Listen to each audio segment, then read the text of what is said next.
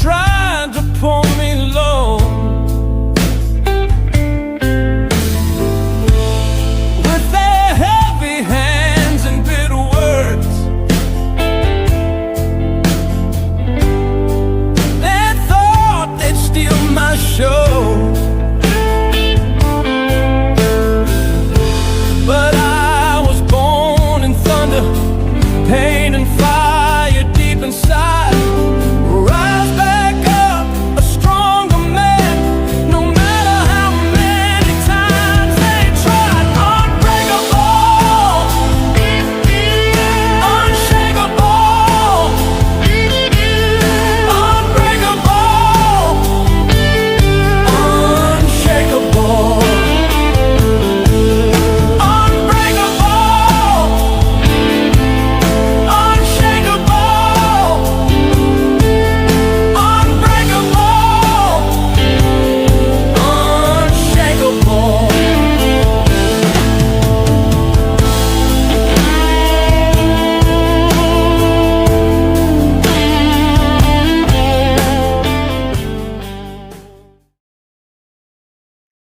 What's up, jerks? What up? What up? What up? Tuesday afternoon. We're back live. We've got a lot of live shows this week. Tuesday night, tonight, Attorney Nan Gallagher is expected to be here in a little bit. I ate before the show today. I had a nice meal. I'm burping. I'm sorry. But had to eat. And we got a big night tonight. We were streaming earlier today, all day. Afro Man. We may talk about Afro Man tonight. Wow. I want to know what you think in the chat about Afro Man and this defamation case. I think it could go either way. It's I think he's got some very valid points, but did he go too far? Did he go too far? Geez, it's really interesting watching this, and I hope to have Afro Man on the show. We invited him. We'll see. We're talking to his agent. We'll see. I don't know, but this is pretty crazy to be following the Afro Man defamation suit with these police officers suing him after they raided his home, and no charges after they raided his home. Definitely some excessive force.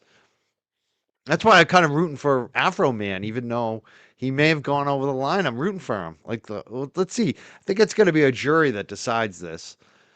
This is an interesting case. We're covering it here on the Young Jerks. We'll be streaming it early tomorrow. I'm going to start even before. I'm going to get up nice and early. We're going to have a full day covering that tomorrow. Later on tonight, we've got the Canton Select Board at 7 p.m. We'll be broadcasting that here tonight. What else? Tomorrow night, 7 p.m., we're going to have retired Judge Carol Erskine here. She's going to talk about Kelsey Fitzsimmons tomorrow night. Tonight, again, we have Attorney Nan Gallagher, who's going to be here a little later tonight. She's going to be discussing the Kelsey Fitzsimmons. What else? There's some other things going on. Friday, we have one of the big DA candidates in Norfolk County. I call her the front runner.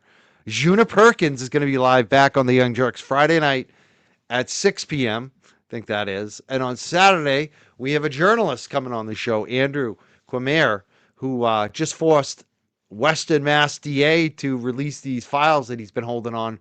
3 years he's been holding on these files about misconduct of police officers out in Western Mass. Andrew, the journalist, he's made the news this week. He's a journalist who's in the newspaper because of what he forces DA to do. This DA has basically had to finally comply with the law. Wow. So we'll be covering that on Saturday night as well. We got a lot of guests coming in, a lot of shows. Like I said, we're getting back to our roots. We're getting back to what I like, and having a diversity of guests, whether it's in the music space or the ex-judges and the police officers or the attorneys or the journalists. We're going to be hitting all the gamut. We're going to be hitting everything. Tonight, we hopefully have Attorney Nan Gallagher here. She's running a little late. She will be here. Joe Biffle's here to troll everyone. He's being followed. Who's following you? Joe, who is it? Is it the Scientologist? That's what I get worried about. I think there's Scientologists behind every bush now. I ran into somebody this weekend who was very nice, helped me out in a store, a worker who recognized me from the show. And I was just like, "Are you a Scientologist?" He gave me some good intel too about one of the attorneys for Karen Reed. We're living close by now, so it's wild what you hear in the streets.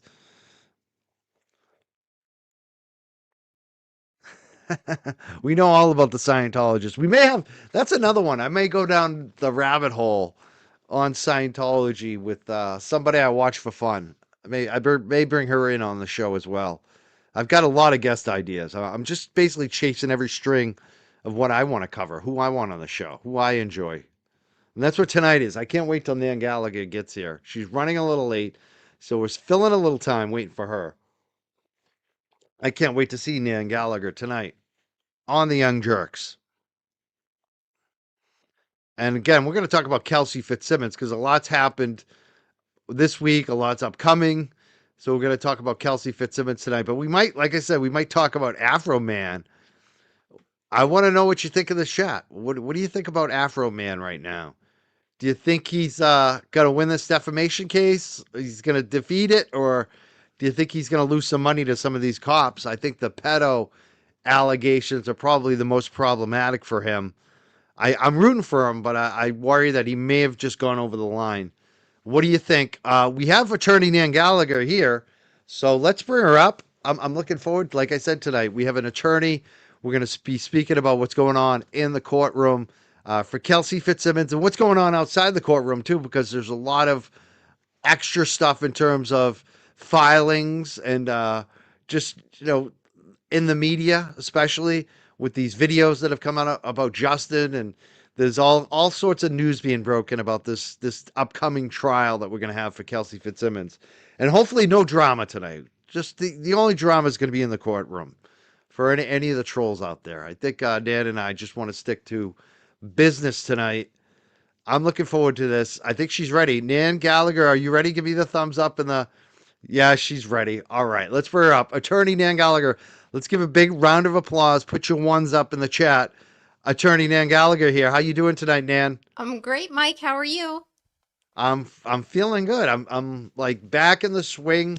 Got a lot of my favorite guests on the show, and you're one of the lead ones this week. I love it that you created like a spark for us. People are like really Wow. excited or really mad about it, which is like that's what you want. You want like people that bring passion out. So I'm excited to have you tonight.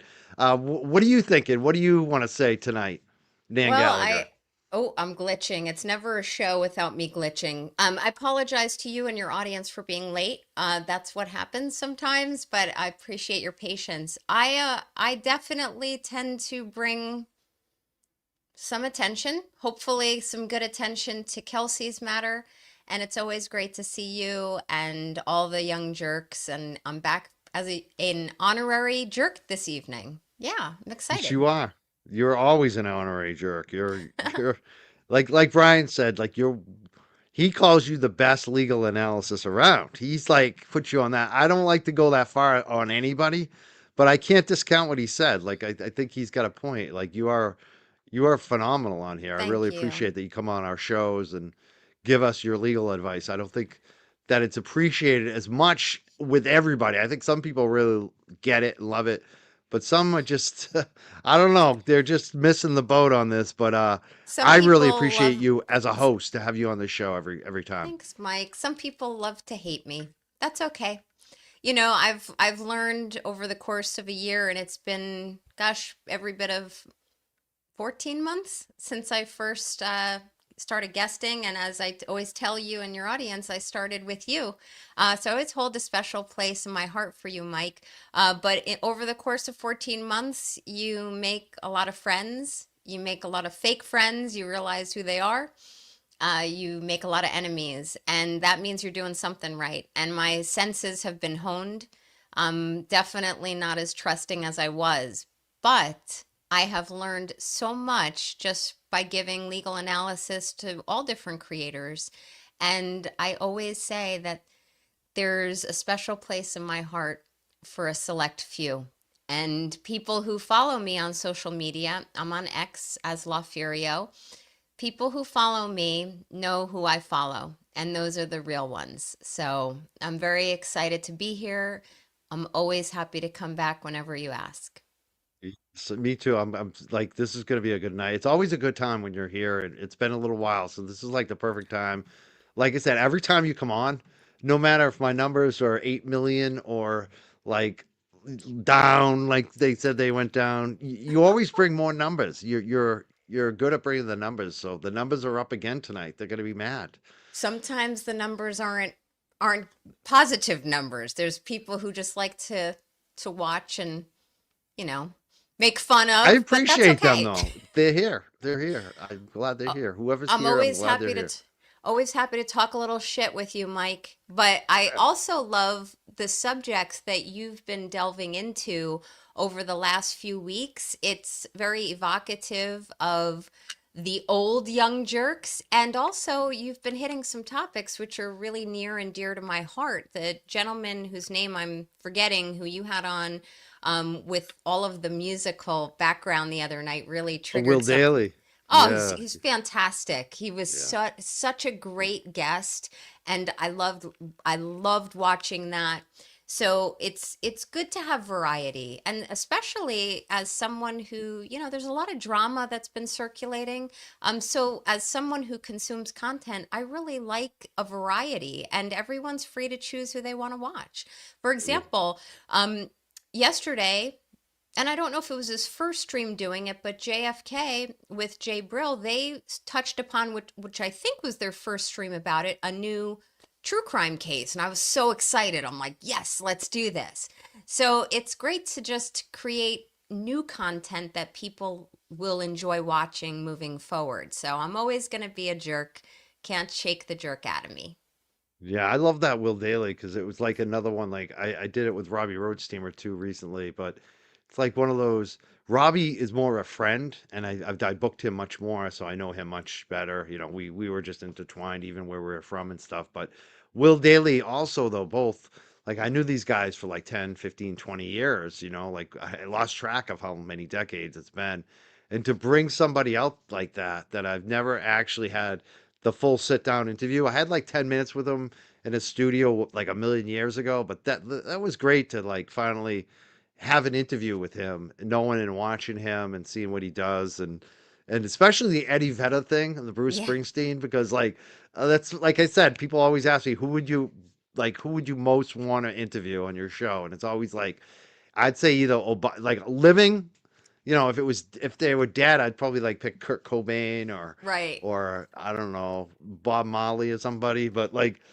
it would have to be Eddie Vedder or Barack Obama or maybe Tracy Chapman. Like any of the three of them, I'd be like golden. Yeah. Like that'd be so excited. And to have somebody that performed with Eddie Vedder and is friends with him on the show that I know, it's pretty wild. And especially knowing the photographer that is well known for photographing Bruce Springsteen and introduced Will to Bruce himself when Will was opening for Bruce that time, Yeah. is Danny Clinch. He liked some of the tweets this week that we posted about Will, so it was exciting to see that. Like that's as close as I'm gonna get to Eddie Vedder. Is I got the photographer and one of his friends associated with the Young Jerks now, so that was exciting for me, to Never say personally, and never. that's what I like. That's what I'm trying to do on the show now. It's just like, what do I want to do? Right. Like I don't care about what other people want from me. Like when people say I'm so disappointed in you, I'm like, really? Because I'm not. Like, and I'm like, No. I know myself really well. I'm very happy where I'm at. But the thing I'm maybe more disappointed is I wasn't doing the show for me as much as I wanted to, probably over the last year in some respects, even though I loved helping Karen Reed. But a lot went by the wayside. It was just, Karen Reed, Karen Reed, Karen Reed. Got to save Karen Reed, and now it's like I can do the show I want. It's fun. So that's why you're That's here tonight. Like I like well, I like having you on the show. You're always a good guest. And thank you. especially the legal angle. It's like we gotta someone said I would die if you ever interviewed. I'd probably die too. That'd probably be the day that I would freaking have a heart attack, like before the show. Like that Oh, would I would I don't too. know what I'd do. I'd be freaking the fuck out. I'd I would spaz out. too. I was telling a very close friend a few weeks ago about an experience I had back in, I think it was 2001. I was at the PNC Art Center, which is like an outdoor venue in New Jersey, and I had tickets to see Bon Jovi, a very notorious New Jersey band. And at one of the breaks in the concert, and if I recall, this was just a month or so right before 9/11.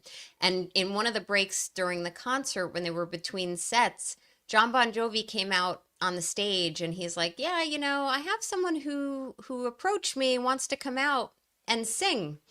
Let me know if you guys want to hear from him. And I totally flipped out because at the time I'm like, oh my God, it's going to be Bruce Springsteen. Oh, I can't believe this. And it was John Mellencamp. And Oh, wow. the two of them did a bunch of duets together, a I lot love of him. Mellencamp songs, and it was fantastic. They John, actually I still call him John Cougar. I love yeah, that. John Yeah, Cougar. I know he had to change it to his real name, but that was the coolest name too. When you're John Cougar, and he's like, you expect him to be like just a total like meathead, but he's Yeah. like, he's a brilliant. He's like an artist. He's a real like paints and shit. And the only like thing that he's really a hick about is because he comes from a small town and he likes to smoke cigarettes. But he's like really has a lot of heart. He's like a That's Renaissance man. I love that's John Cougar right. Mellencamp. They He's actually amazing. sang Small He Town. actually will perform for him apparently. Like I told the story when I first booked Will on a benefit show, and I want him to headline the show, but like he's like I can't. I'm gonna have to open it up because I'm going. I just I'm playing Farm Aid the same weekend this weekend, and so I'll do the Friday opening, but I'm supposed to go to hang out at a hotel and perform for John Mellencamp, and I'm like, what? Like Oh you're my packing up God. his shit, our little club show with 50 people to go hang out with John Mellencamp. Like that's Will Daly though. That's like, and he will show up.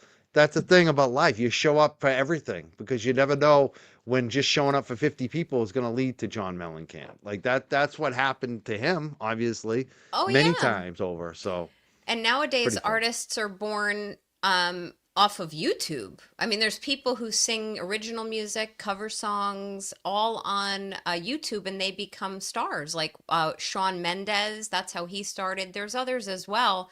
And it correlating to my practice, I do a lot of lecturing throughout the country, and this is before broad audiences and small audiences, and I never fully know how many clients or potential clients or attendees are going to be there before I get there. I have had some of the most rewarding relationships forged after small audiences because all it Oh, takes is the totally. right That's the thing. person. You never know who's going to show up. That's the thing I always keep in mind about YouTube too, because that's the weird thing compared to live events. Because where I came from, I started out like booking a lot of events. I did probably 100+ events, a lot of them benefits. But I booked a lot of rock bands. I would manage bands. I did festivals. I was like totally into that shit for a little while. I love It it. wasn't a full-time job. It was more like a hobby. But like I helped a lot of bands. It was fun. And like the thing that I really discovered is you never know who's going to show up at those events. Even if there's, like you said, only 10 people. If Mm-hmm. if one of them's like the head guy for WBCN, like you're fucking golden. You just made like, an amazing relationship. And like so in YouTube, you never know. That's the difference. Like at least on those live events, a lot of times you'll find out who's there at the event. But Mm-hmm. like on YouTube, you really never know who's watching. That's the funny thing. Like you never Yeah. know.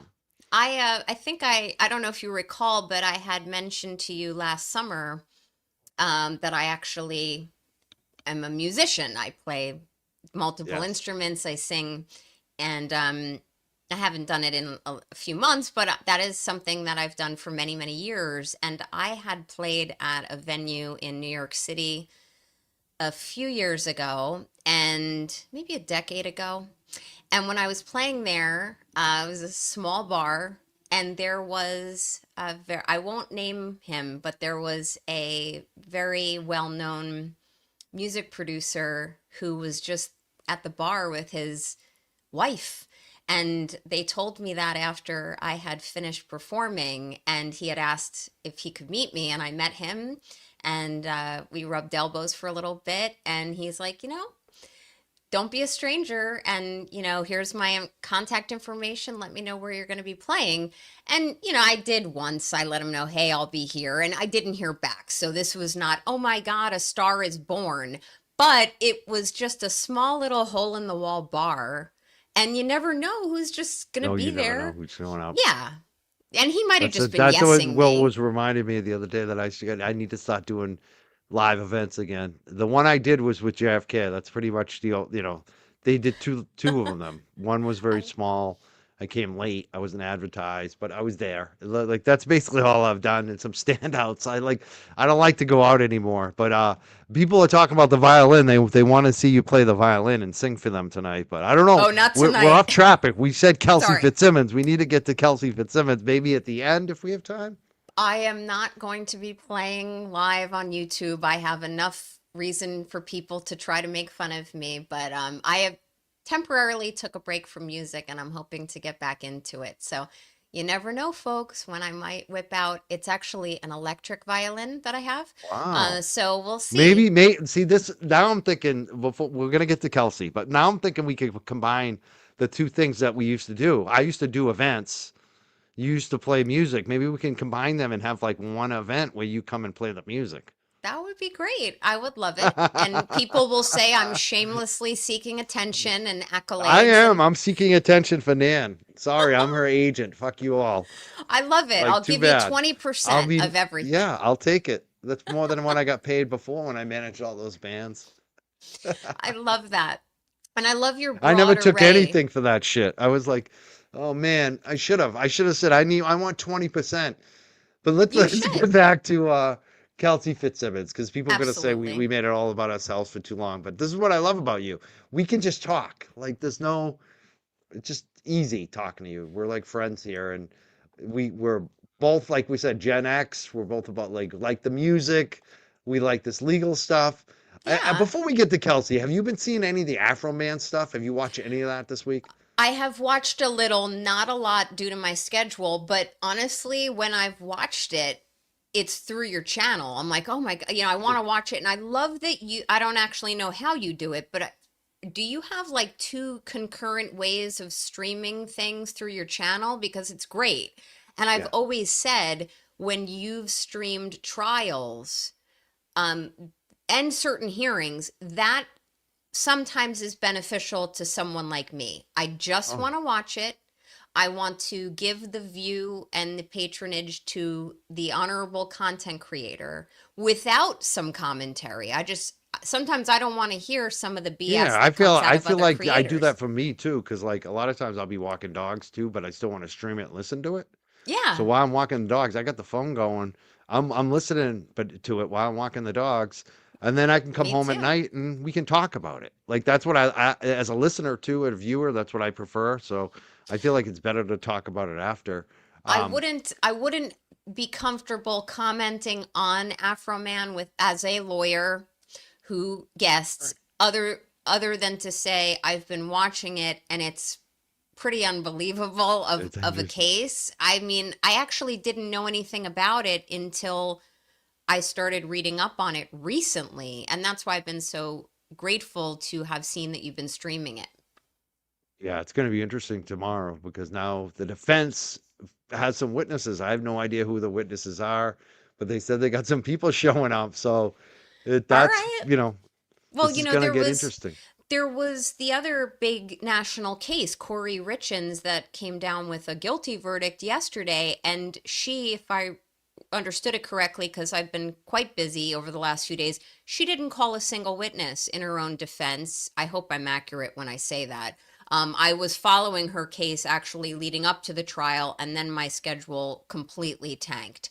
But uh, I never love when a criminal defendant does not call a witness on his or her behalf. That tells a jury, whether you intend it or not, that you ain't got nothing there. And even though the burden rests with the prosecution at all times, if you're not going to call a single witness on your behalf, you're sending a subliminal message to that jury that you got nothing. It's a different thing if you, the defendant, don't testify. That is understandable. And there are jury charges that are read in the different states to explain to a jury the defendant doesn't have to testify. You're not allowed to draw an adverse inference from that. But as far as we're talking about calling witnesses, like if there's going to be defense witnesses for Afro Man, I'm here for it, and Yeah. I'll be driving tomorrow for a better part of the day, so I would definitely say that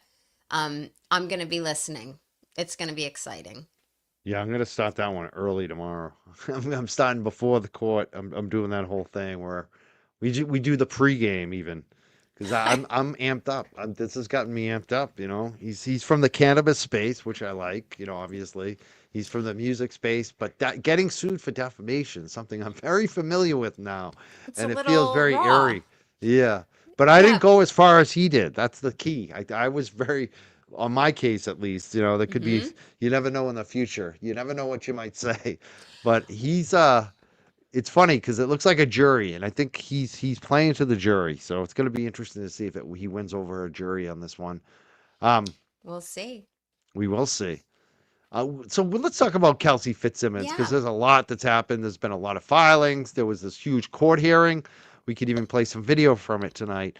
Sure. Where do you want to start? What do you want to say about Kelsey Fitzsimmons tonight? What do you think is important? Yeah. So Kelsey's case, I think I started watching it and reading about it when everybody else up in your neck of the woods did. It became a very important case and issue due to the questions surrounding the incident. We'll call it the incident. I'm sure will be more detailed, but also it kind of came on the cusp or in the wake of the Karen Reed case. So I was like, woof, all right, I got to follow this. And I've been following it ever since.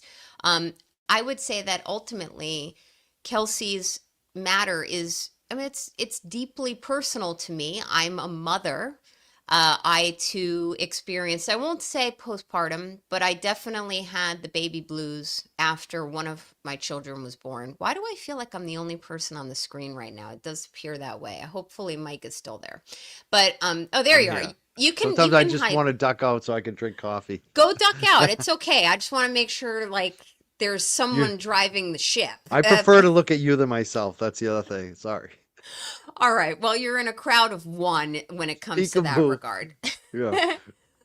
But as far as Kelsey's matter is concerned, I can relate not only as a female, but someone who I experienced baby blues, which I'm not officially equating to postpartum depression, and I was never diagnosed with that.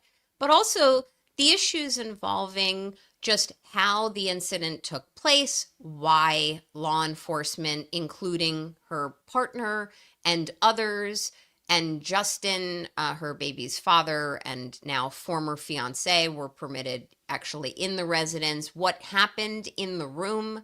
That's going to be obviously the sentinel issue here as far as what happened. And I don't really know the proper YouTube lingo, so in terms of whether we talk about guns and weaponry and what she's been charged with, in certain words not to say, you'd think I'd know that by now. But I will ultimately say it's going to boil down to, yes, a he said, she said. I mean, did she draw her weapon on Noonan, I think his name is, her partner or former partner? Was she drawing that weapon to hold it to her own head because she felt like her world was caving in around her? Someone's there to take her child. I don't know, but it goes further than that. It's not, as far as I'm concerned, a he said, she said between her and Noonan. We're going to have a real in depth look at the trial, and I'm confident the prosecution will raise these issues, and the defense, vis a vis Tim Bradel, will raise these issues, but there's other issues. Are we going to be talking about whether her drawing her gun at all would have been perceived as an assault with a deadly weapon or potential assault with a deadly weapon? Was Noonan, and someone's going to correct me if I'm pronouncing his name wrong, but was he justified in the use of force that he used? I mean, I can tell your audience just based upon my prior experience representing police, which predated my current area of specialty over the last 20 something years, that it's really not something that police are trained to strongly contemplate during that pivotal moment. If someone's drawing a weapon, you can't sit there and think, well, what is she doing? Is she placing a gun to her head? Is she pointing it at me? You've got to make split-second decisions, and I don't tend to go back and Monday morning quarterback these things, saying he should have been more reasonable in how he perceived a level of threat that was right before him. I don't feel that Noonan, is that it, Mike? I gotta ask, is that his name? The partner? Yes. Yep. Yeah, all right. Thank you. I don't want to misstate him, but No, I don't. Noonan.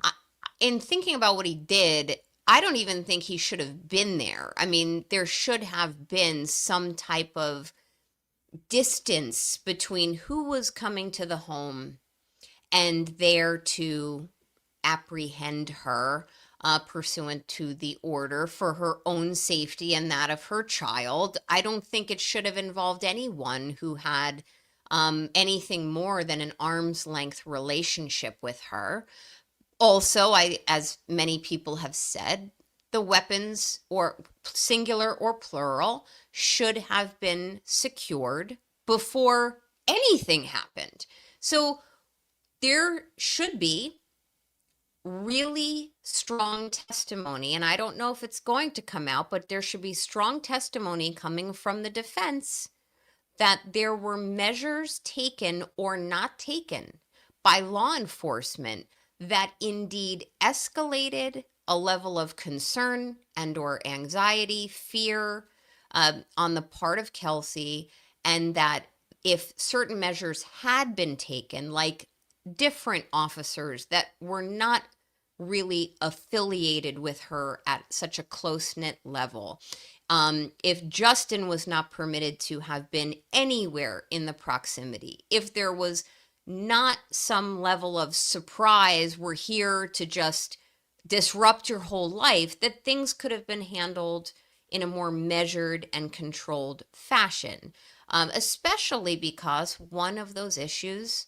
that she appears to be advancing, and I have questions about it after the hearing the other day, but one of those issues is her mental status at the time that the child was taken from her, and that, we're in a position where you look at it and say, was her world falling apart around her? But what was her condition mentally at the time that her world was falling apart? If they're going to take her child pursuant to an order, or they're going to take her into custody, you have to look at the full array of her world at that time. And I don't feel that, and I don't mean any offense, but I've said this before, I don't feel that men fully grasp the level and depth and breadth of postpartum depression and how that affects a woman. And one of the things that I know from experiencing baby blues is that, as upset as I was when I experienced them, I obviously was never going to hurt my child, but everything I was doing was for my child.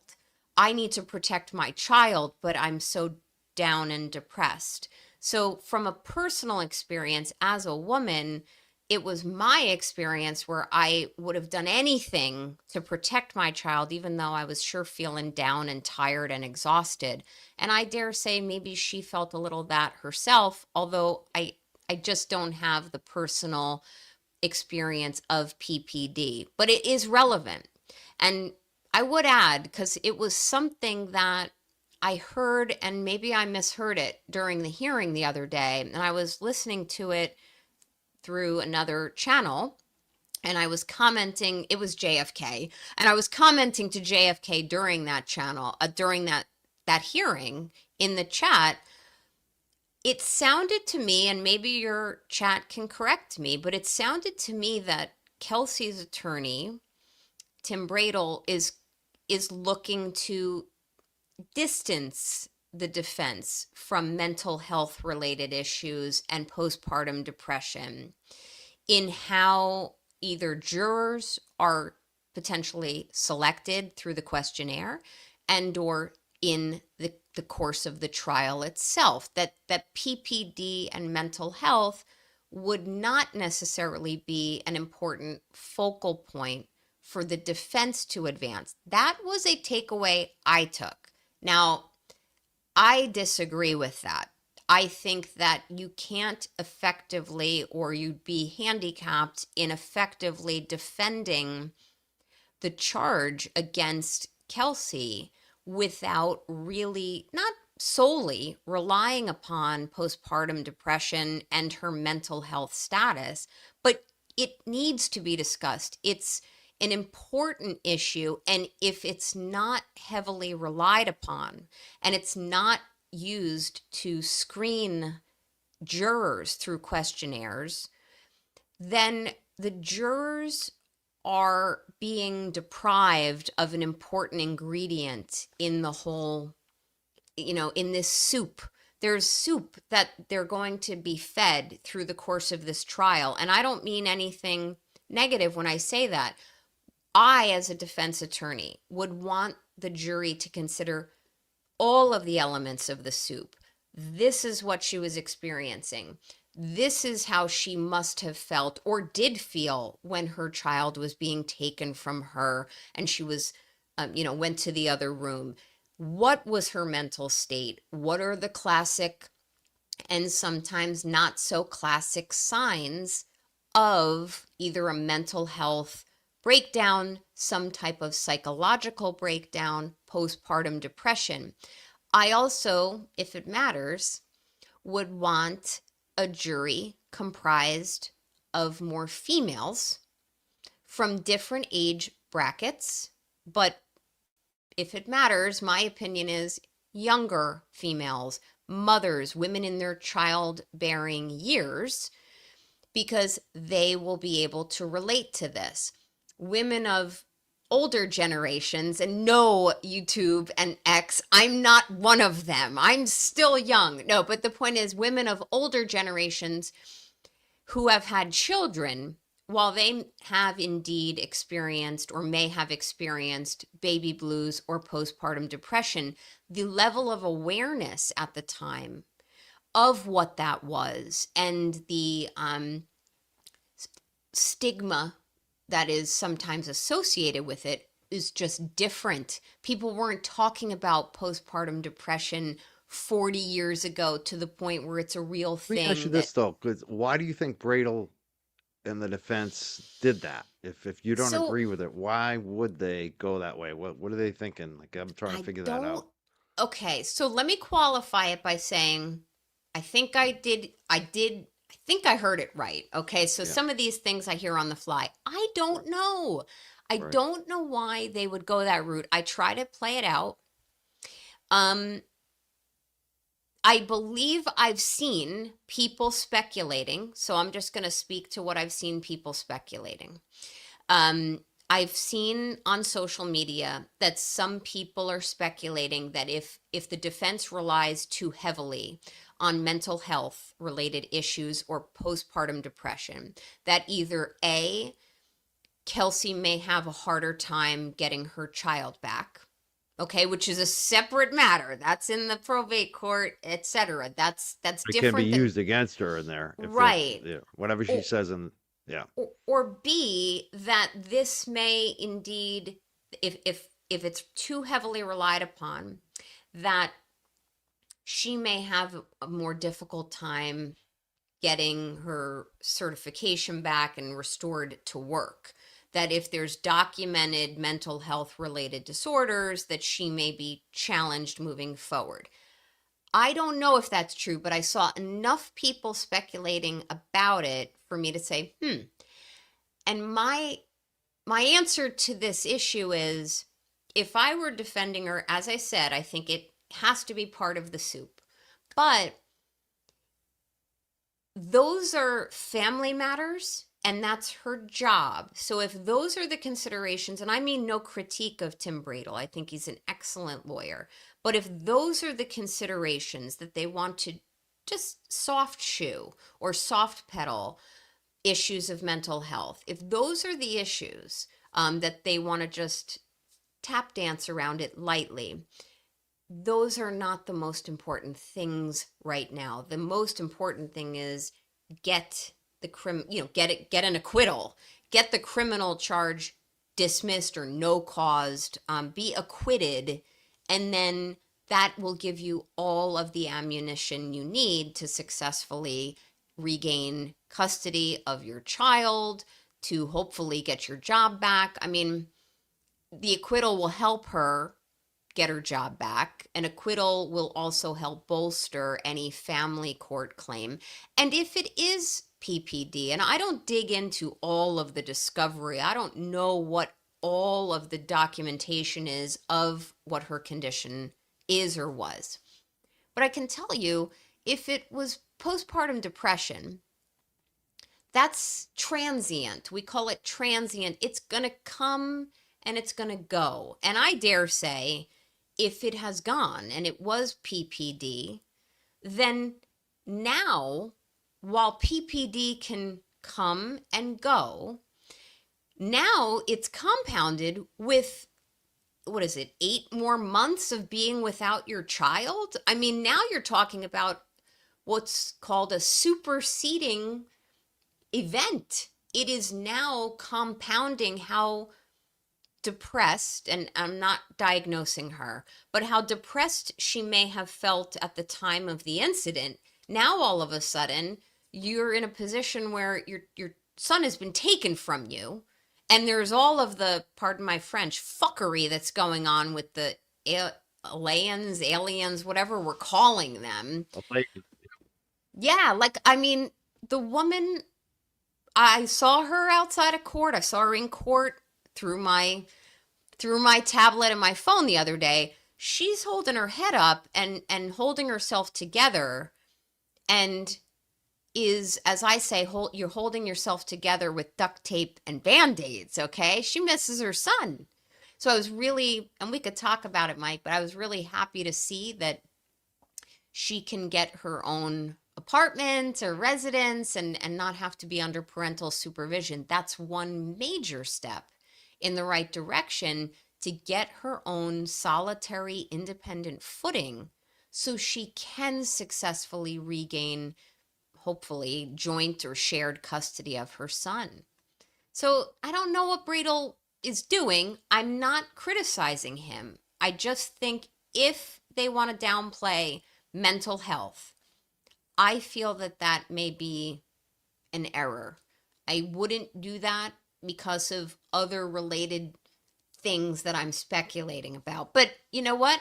I don't represent her. I don't know all of the what's in the caves and the skeletons in the closet in that regard. So I would defer to any competent certified criminal trial attorney to really make those game time decisions. And I hope it works out for him. I actually don't remember where the judge landed on the issue. I think it was set for a hearing. If it was it today, and it got pushed. No, that got delayed till Wednesday, I guess. Which is what, tomorrow? What were you saying? Say that again. About what point? The judge? So I don't remember where the judge landed in terms of what will be included at a trial, whether there's going to be postpartum depression or mental health stuff yet. Maybe I missed it, but it didn't seem like he made a declaration on it yet. I'm sure he was just kind of probably sussing it out. And I think we have some other questions here. Questionnaire. Yeah. This keeps coming up. This is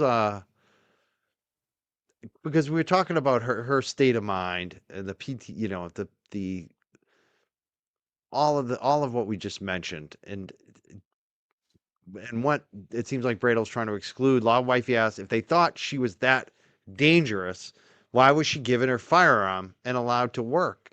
Doesn't make sense. And why was she allowed to have the baby too? Like there was so much that, if all of that was true, is that maybe going to come into play? Do you think Bradel will use that a lot? Yeah, Law Wifey, such a great point there, because those are things that are going to, unless somehow excluded by the judge, which I have not heard that they would be, what you've written there, those are things that would tend to prove that she was just fine. Yeah, she got her job back, or the was it a promotion she was seeking or getting her job back? Whatever she achieved right before the incident through pushback on her part, she has her weapon.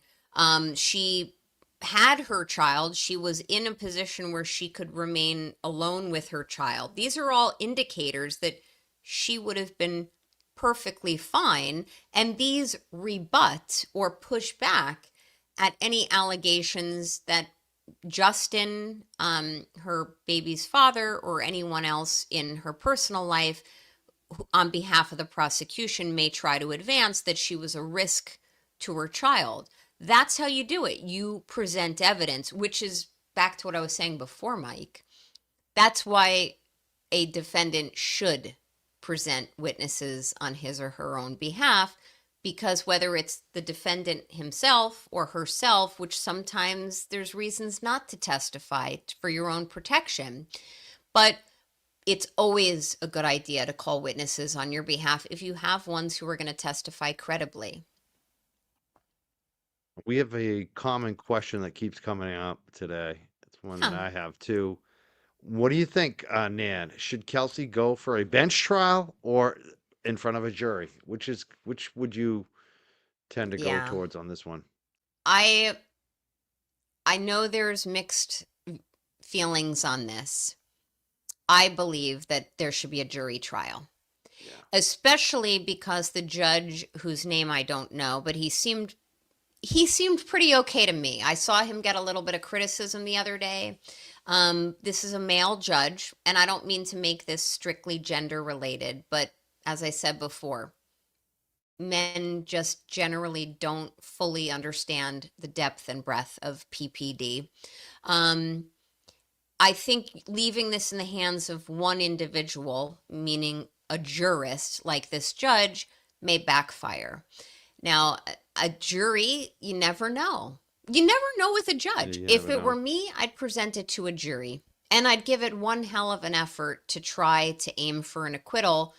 I am forecasting this, though. I mean, she's got some challenges. Kelsey, in some respects, is in a position where there may be individuals who feel like the minute she drew that weapon, a certain set of events, a cascading set of events, was put into place. The officer, Noonan, was then in a position where whichever way her gun was pointing, whether it was out of a holster or out of a drawer and pointed or about to be pointed, the officer is going to say, I thought that she was going to do X, Y, or Z, and therefore he may be found to have been reasonable, meaning a reasonable police officer would have been justified in the use of force used back. I don't know. Kelsey has challenges here. For anybody who feels like this is black and white, I would strongly disagree with them. This is definitely a shades of gray type of case. I just simply would encourage people to try to put yourselves in both sides' shoes Exactly. and figure That's out what I'm trying to do. But you know, Yeah. I still feel like there's a lot more that we're gonna see Yeah. about Justin and this Noonan, but we'll see. But you know, it's funny because Law Junkie 33 doesn't agree with you. Says bench trial in this Mm, case with this judge. But I'm maybe. agreeing with you because I feel like this guy, he's not terrible, but he's still a dude, and he's still kind of, He's I still can a tell he's dude. just a stereotypical dude. He's not like I don't think he's thinking about this like, I don't know. Maybe I'm wrong, but I would want it in front of some women. I would want some women on the jury to have a say on this one. And I feel like jury trial's better. Do you want to say anything quick on this Yeah. before we go? So Because you so kind of did law mention you law thought, junkie. First of all, it's an ask for law junkie. I'd love, and I'm not going to read it like Mike's going to have to pull it out for me, but I'd love to hear why you feel that way, because I'm never afraid to have my mind changed or to think of things that I never thought of before. Um, and I'd be interested. Why do you feel that way? Because, and I don't want to change your mind, judges, okay, just so everyone understands, when you have a judge who's the sole arbiter, the sole decider of what's gone on, that judge will know the facts and the law. So I'm using he because this judge is a he. There are female judges too, but he will be able to, in quick format and really expedited manner, be able to decide, okay, what happened here, what happened there, what happened here, and knows the case law, has a law clerk helping. I don't know if this fact pattern lends itself to a successful resolution for Kelsey if there is a bench trial. But definitely let me know, Law Junkie, and I'm loving the comments that are coming in. So one person said, "Dudes have daughters." It's a tough dudes, call. Does this guy have a daughter though? You know, you're taking a chance. Like, yeah, and maybe he has a wife who experienced it. I don't know. yeah, you never know. I think that's the thing. Like, you never know with one person. It's too much chance to take with one person. If It you have, is. I don't know, what's a jury? How many is she going to get on this one? I don't even She, know. Like, it's I believe it's 12. yeah, Although I think it would be 12. there Yeah, may be. I didn't look at the but there's 12 statutes. life experiences there. You know, so There it's much are. more likely somebody has that kind of You know, situation and could say, "Hey, this happened to me," and the rest will get it more. you ever play roulette? Okay, or Yes. your audience. See, this is the Yeah. way I look at it. And I have tried bench trials to success and to failure. But roulette, think about just putting all your chips on red or black, right? So you're making your bet all in on red, all in on black. And you got a 50-50 shot as to whether you're going to hit. But if you were to take your chips and spread them across the board on the numbers and say, okay, I'm going to try this number, I'm going to try that number, I'm going to spread them out here, I'm going to pad it around the edges on the table, I'm hoping to increase my chances for a successful win at the roulette table. I don't know the statistics, I'm certainly not a statistician, but I personally, and with my professional experience, would rather than just the black or white. That's what the judge Right. is going to do, Yeah. and spread that risk around the table a little bit. Life experiences of jurors, being able to pick up on their temperaments, play upon their level of interest in the evidence and their means of deducing credibility of witnesses, which will be very important in this case. That's what I would do. Yeah, it's better to have 11 chances than one. That's how I feel. And I don't know, I think it is 12, although some states, Or and 12, excuse me. Yeah, I I didn't said read 11. I didn't read the statute in preparation for tonight, but some states will allow you to have less jurors on Depending lesser. on what type of charges too. Correct. Yeah. Correct. I mean, that's pretty much what a bench trial is. It's less jurors. It's a jury of one, the judge. It's a jury of one, and there are benefits too. I mean, Yeah, sometimes sometimes if it's the a clear-cut judges. law case and you know you're going to win with a judge, you know. Yep. This one's a Yeah. little more complicated. It's not so black and white, I don't think. We'll see. It's not. You know, the thing is too, like, I think the hardest thing about the prosecution for them to win, ultimately, there's no, I don't know. Maybe I'm missing something. Maybe they'll present something in the prosecution, but I don't see them having any conclusive proof to be able to show that she conclusively did pull that gun and point it at him. I think it's going to come down to it. He said, you know, she said, and he's obviously got reasons why he's going to say what he said because, Right. you know, it's not going to look good for his career if what happened is what she said happened. So, like, there's a conflict for his testimony, and I just don't see how the prosecution's going to be able to get over that when it's him versus her. It's who do you believe? I know Well, a lot of people just believe the cops every time, but they're kind of both cops in this, right? I mean, so it's like that's unusual. So I just feel like he said, you know, she said, especially if you have women on the jury, a lot of times the women are gonna say, you know what, this dude fucked up. Like they're gonna blame it on the dude a lot of times. I feel like not always, because some women always pick the dude side. Actually, that's the funny thing. But there are some women who are gonna be sympathetic to a woman in that situation. So do you think it's gonna Yeah. come down to that? And is there anything that they're gonna have that's gonna overcome that? Like that the he said, she said aspect of this whole thing. So it's these are great observations, Mike, that you're making. The issue becomes when it's he said, she said, which this is. That does not necessarily correlate, although it should.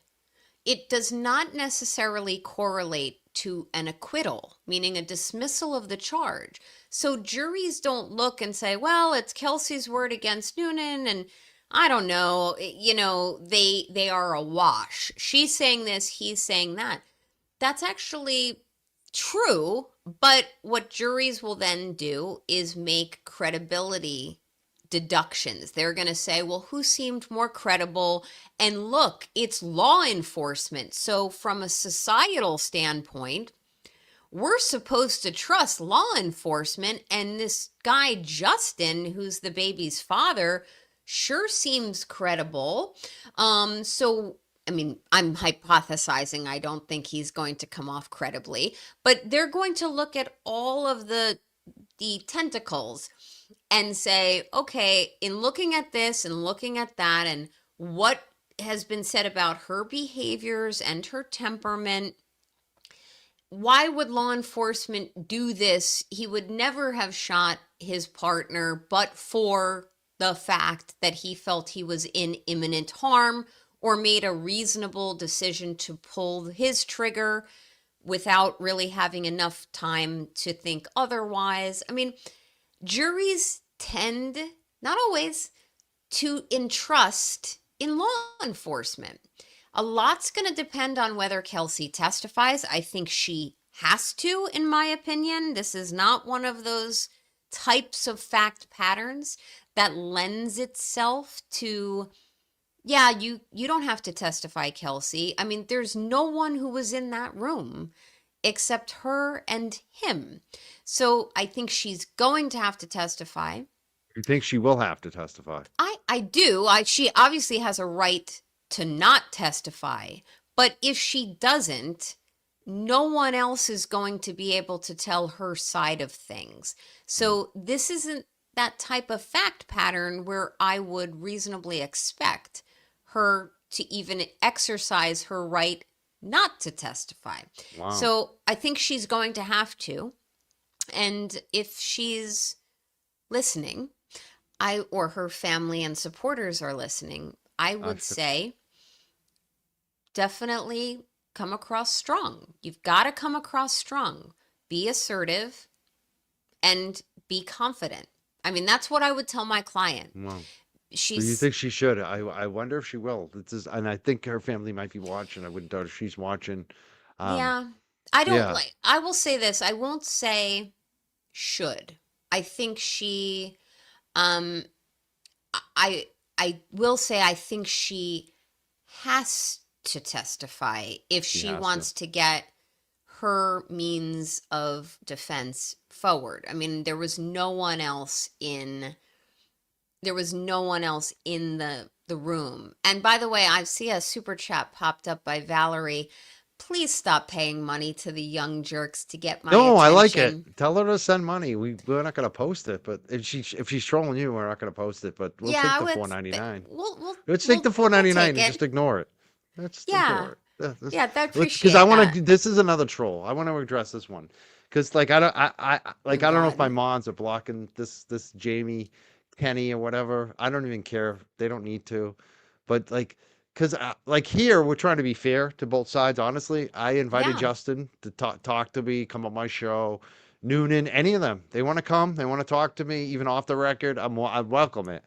But Jamie Kenny, this is not factual. This is not factual because Jamie Kenny says she is guilty of attempted murder of police officers. It's funny you say that because they tried to indict her for attempted murder and they failed. And you know that they can indict a ham sandwich. So they didn't have enough evidence to get her on attempted murder. So you're wrong on that, Jamie. Yeah. At least as far as the court's concerned. The court didn't have enough evidence to indict her. Never mind convict her. They couldn't even indict her on attempted murder. What she's been indicted for is assault. So it's actually a pretty low level crime when you consider, it's not attempted murder. So it's nothing even in that realm. They tried that and they failed. The Well, and DA's office failed it. And that's one of the big things, the red flag for me when I look at this and say, geez, they tried this serious attempted murder charge and they failed. That tells me that there's a lot of problems with this prosecution just from the get-go. The main big charge, they couldn't even indict on, and the DA went for that. So that's where I think this smoke, this fire. And Jamie, you're so bad at this that you raised that issue, which is not a good look for your side. Whoever, if you're one of the aliens or whatever, the aliens, or you just maybe just don't like Kelsey, you're not actually doing a good job, because we brought up like one of the biggest, I think, negatives against saying Kelsey's wrong on this. They couldn't even indict her on the most serious charge. Nan, you want to say may something I? on this? Yes. First of all, in full agreement. But in addition to that, nobody's guilty at this point. Jamie Kenney, whether you're a male or a female, and you have an androgynous name, so I'm going to just say whether you're male or female, familiarize yourself with the U.S. Constitution. Everybody is innocent until proven guilty of whatever charges go to trial. And back to Mike's point, there wasn't enough to indict her on that. So not only are you wrong by saying she's guilty, you're an idiot if you think there's any attempted murder of police officers. So just go on your way. Next time they'll do it in the form of a super chat. Grab Mike's, pay. If you want us to deal with your stupidity, you got to pay something for it. They should appreciate I put it up on the screen. So that should, yeah. And you should be like, honor me now, because I put it on the screen. So give me $5, because someone else just gave us $5 and we're not putting it on the screen because she aggravates me. Yeah. I'm annoyed. Like, I like that she said $4.99 though. That was like probably the best thing she's done all week. It's probably also the only thing she can afford, but I digress. Let's go. Let's move forward. I thought we were going to be nice. Let's not care about them. Okay. All right. Yeah, I But can get someone's, we can look up. This is funny. We're trying to be nice over here, but we are having laughter. The chat, you guys are killing me. Sorry, Sorry. I didn't mean to post that one, Mel. Let's move on. All right. Sorry about that. Oh, our chat is killing me. Go ahead. Yeah. Were you going to say something else on that? So, yeah, I mean, I wouldn't say that she should testify. I legitimately would say I believe she has to testify if she wants to be able to even get her, we're talking about he said, she said defense type of scenario. She can't say anything if she doesn't testify. Bradel can't say it for her. Other people can't say it for her if they weren't in the room. That's hearsay. That doesn't come into evidence. So I do feel, and I think I'm correct, that the only way her side of the story is going to come in is through her testimony. Plus, if there is any effort to undermine the credibility of Justin Alayan, if I'm pronouncing his name correctly, the father of the child, she would be one of a set of people who could provide testimony that would undermine his credibility. There's some other things that have developed recently which are going to be sticky wickets for him, or flies in the ointment, so to speak. The things that the judge ultimately has or will decide come into trial, like whether he's consuming marijuana outside of the house, whether he's the residence, whether he's broken into, and I don't know if it comes into evidence or not, but whether he's broken into the home after the incident to take and or destroy evidence, or take and or destroy Wi-Fi or any material in the house. And I don't know, your chat would have to correct me if the judge issued a ruling on that. But I would say that now that he's on what I understand to be some level of administrative leave from his position pending investigation of certain factors. I don't know if that's paid or not. Courts are often split nationally and statewide as to whether or not his administrative leave pending an investigation of his conduct, whether that comes into evidence or not. So your jury, excuse me, not your jury, your chat would have to tell me, oh yeah, the judge ruled on that. I don't think he has yet. So Justin's leave, if the judge hasn't issued a ruling on that, or if there is That's the thing. It hasn't been brought up yet because, Did it basically just the last happen? thing they were trying to talk about the cannabis, and the judge said, well, cannabis is legal. I'm not going to rule on that, and basically push it off. But I Mm, think that's exactly what's going to happen now is the defense is going to come back and say, well, now we have him on administrative leave. Now we yeah, got something. Um, and, that will be a good argument, Mike. yeah, They and there's should. been a lot about the video. There's, the video system. Yeah. I was the first one saying this to everybody, even before the first videos came out. But now we've seen a ton of video from that surveillance system. I told everyone this video surveillance system is going to come into play. It's going to Oh be yeah. big in this case. The video that's been released, like him breaking down the door, It's him unbelievable. going into the cellar. Do you think that's going to It should. matter this much in her defense or not? So the short answer is, in my opinion, it should matter. Those are the types, that's the way I lawyer. That's the way I defend criminal cases, where I say, this is relevant. Look at this guy. He's a complete perpetrator after the fact. He was clearly in there looking for something or to do something, destroy or take something.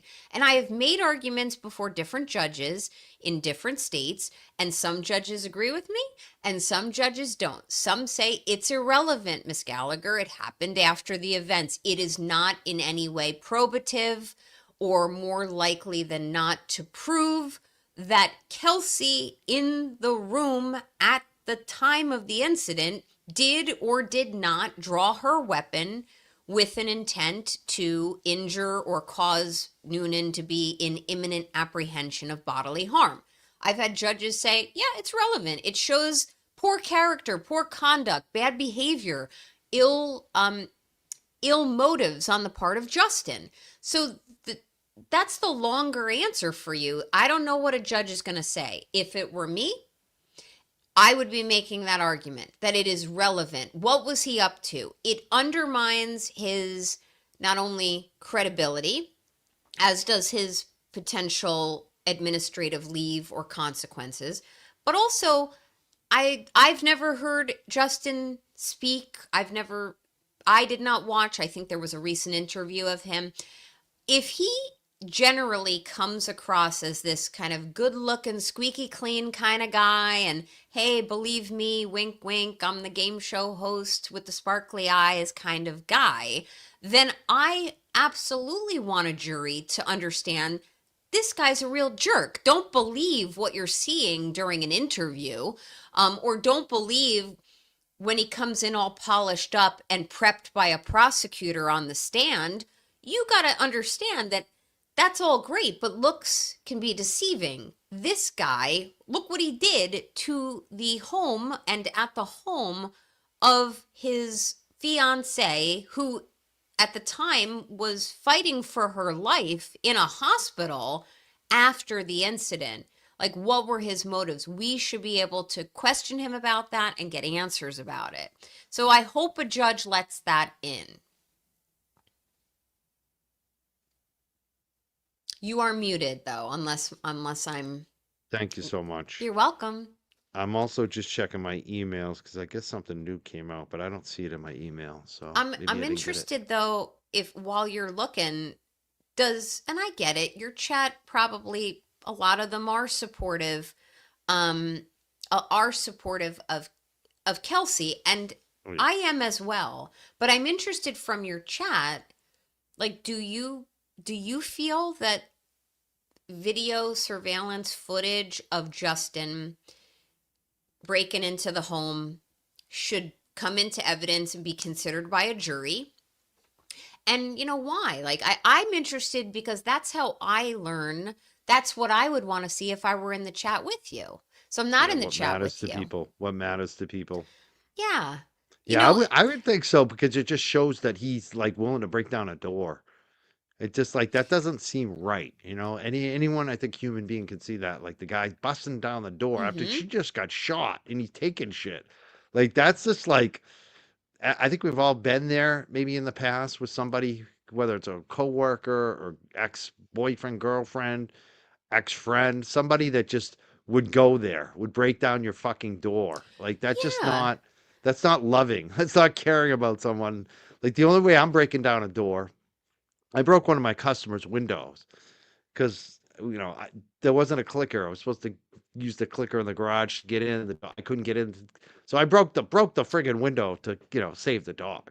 That's it. Oh, you're a To save a hero. dog or a human being. But other than that, I'm not breaking into someone's house. Like that's just craziness. The customer was so happy. They were like, "Oh, I don't care. You broke my window. You saved my dog. I'm so glad to know that you'll jump through a window for my dog." And I'm like, "Yep, that's That's me." great. I But mean, that's it. That's the only reason I could ever think of like breaking down a door or a window in someone's house is like to save, a creature, a dog or a cat or a person. Um, he should we be, got a few comments here. This is a good one from yeah. Sarah. Actually, hilarious. She says, I mean, I feel like troll super chats need to be at least $20 to be highlighted. I agree. Come on, we're not cheap here. This isn't a cheap show. This isn't a $5 show. We're $20. You got to go high end. Less is more. We could Like this is what we're auction about. We're like GQ over here, all we right? could auction off like, hey, for the highest bidders, you can come, come You insult me, you could be the folks. one troll. You can be the king troll, but you have to at least be $20 or more At to get least in the, to 20. get in the bidding. And you Um, know what? They can get in an extra punch if they Venmo it because then yeah, YouTube doesn't take that's right. it's 30%. Yeah, we'll take the King Troll Venmo. Thank you. I There's love a it, good but question right here from yeah. Robert, or comment, because it's more of a comment, but it brings me to a question. If Kelsey took a plea deal, it would be time served. Considering that she did do some time already, and considering the time probably wouldn't be that much, especially if she took a plea deal at this point. Do you think Yeah. she even considers it at all? It seems like they're not going to consider it. It seems like they're going for not guilty. But Yeah. considering this situation, do you think there's any chance that she will even consider a plea deal at this point? Yes. So, Robert, great point. I mean, it would be, as far as my estimation, it would be time served at this point. There's reasons not to accept a plea deal. I mean, one is your client vehemently will not, and strenuously believes in their innocence. The other reasons are, your client, the defendant, may feel like if I do that, well, you have to plead to something, just so everyone understands. You don't just say, fine, I plead to this or I plead to that. In order to enter a plea, you have to admit before a judge through answers to questions that either the judge or the prosecutor ask you to lay a factual predicate for what you're pleading guilty to. And if a defendant feels like, I can't admit to those things, I can't admit that I pulled a weapon and I pointed it and I intended to, or I understand that I reasonably could have caused some apprehension on Noonan's part that I was going to injure him. Like, sometimes people don't want to admit to things, the facts that may belie the factual predicate. But also, and I don't know the answer to this, there may be reasons why there is no plea or there was no plea because it could thereafter affect Kelsey's future in law enforcement. So if there was any type of criminal conviction of whether it's a felony or certain levels of misdemeanor, depending on the grade of the crime, that may affect her police productivity and prolific future career in that field. It could undermine whether or not she gets decertified. It can affect a lot of different things. So she's probably wrapping all of it together and making hopefully an informed decision that a plea was not in her best interest for all of those reasons. No, Say there's JFK JFK. show off in the house. A lot of people say that I'm like all about him. I'm on his you know what. You know, They act like he's my JFK. cult leader. Like my friend is here. My friend I respect is here, and that's what it is. It's so funny that people have to they get all caught up in it. They get so like I'm happy JFK show off is here. I gotta say, money Mike makes all the money. Tonight I am because I got Nan Gallagher here, Aw, JFK. That's the thank you. reason we're making the money. That's it. JFK, I helped, you didn't ask, but I helped through bidding you auction off a hat a couple of weeks ago, and you got a pretty penny for that hat. So maybe, I kept raising the bids and it went to a wonderful viewer of yours, but maybe Mike, you should start auctioning things off. And you can have JFK do the auctioneer voice. He's actually very talented at that. Well, he's If gonna his auction. What am I gonna auction off? A hat? What? Oh, I don't know. We'll find something. You want to do? Find We should do something. an auction moving You can forward. But maybe I'll auction off some of my wrestling awards. That'll ooh, really trigger the trolls. I like I that. could my second place Cape Ann League medal that I should have been first, but I got DQ'd. Or it could be the title. I could get the Timberlane title, or maybe some of those USA wrestling first place ribbons, or you know medals that we Absolutely. used to get. Yeah, I I could mean, really get the trolls going. but you gotta let JFK do the auctioneer voice. If it doesn't work out for him in his musical I still career, yeah I could use it because I gotta say I won people know I won my civil defamation case. I'm And I'm so like, oh, proud. there's probably only going to be one more bill. It's only going to be a couple thousand. And then I get another bill and it's like 7 grand. And it does, and there's another bill. He's going to bill me for the hearing too. So like I'm going to owe probably another 8, 9, 10 grand already. Like, oh, That so is so painful. maybe we'll raffle off some wrestling medals. Does anyone want wrestling medals? No. Absolutely. Yeah, I mean, honestly though, like I will tell you as an aside, Mike, I've had that happen and I learned early on that when you win for a client, they think, "Oh, okay, great. It's The over. billing stops. I'm not going to get Yeah, billed no. again." And I I knew there'd always, be another bill, but I didn't realize there was like I was thinking like there's gonna be one more bill just for the hearing, and so like that will probably be not that much, like yeah, one day, but half a day, and so he hasn't billed me on that yet. But then I forgot that he had to do more preparation and research for the hearing. So like that's really what cost me the most. Like if I really look at all the time spent, it's the preparation and the research and the listening and all this other, you got to go through the audio and the video and it's just a lot. this is why lawyers get a bad name. You know what I mean? I mean, it's not cheap. It's not It's not cheap. cheap. I know it's But not. I think maybe We can yeah. raffle off some stuff. We'll figure out I something to actually raffle. I have love that. It's a something, good idea. if it matters, Mike, I actually have something that I'm thinking about that I possess that I might want to contribute to an auction.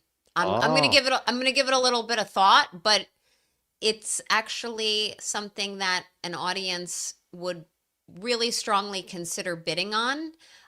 So give me a few days because that is something that I might be interested in doing. We'll have to see if some facts shake out in my personal professional life, but I may be auctioning something off. Yeah, happy to contribute it to you. see, I got a Vapor Brothers, but I'd probably get in trouble. I got in trouble on Facebook at one point because I was raffling. I had a sponsor from like a vape. They're nice vapors. Like they're like these boxes. But I still have one left, but I don't did a raffle it off because Facebook got mad at us. Harper says we need a JFK, Nan, Jay Brill, and Mike show. I think we do, and I think it would blow up the Twitter and Oh Facebook, and yeah. everyone. It would go crazy. People on every side would be going nuts on it. Well, just for the record, I'd be in on that. So long as JFK understands not overnight. I don't know how the man sleeps. How does he function? I'll do The 3 anything a.m. shows. I know I have a hard time. Like I sometimes I can't make them, sometimes I don't. I can't complain though because he always gives me content that I can run to every morning. So like Oh I'll yeah, look and I'll say, "Did they stream last I night?" listen to him a lot in the morning. I And do. sometimes, Mike, sometimes when I get up at like 4 something in the morning to go running, they're still going. They're I'm still like, going, oh I my know. God. But yeah, I would be very, if I were asked, I would love that. You guys are We're all old, such and he's getting sweethearts. old too. That's a funny thing. He still goes that hard. He's not that young. I think he's around my age. He might be a little younger. He's JFK is my age. Yeah, So yeah. And you we're a guys little only a younger. few. Yeah, you're Yeah. pretty much in my generation. You're just a little bit Hmm. younger, not too Just a much little. younger. We're still Gen You're Xers, you're but a couple years behind. he and I talked about it when Yeah. the first time I met him last spring, and yeah, we're one right after the other. Yeah. I don't know how he does it though, because I I know, mean, no sleep. and I think he'll be the first to say, like, he just works differently. That's, He works he'll go to differently. the gym at 3 in the morning. I don't know Well, how he that does that will either. get you going. That's what it is. You get that heart pumping early, Oh then you yeah. can't sleep. You're on a high. Like that's the way to do it actually. That's why I wake up every morning now.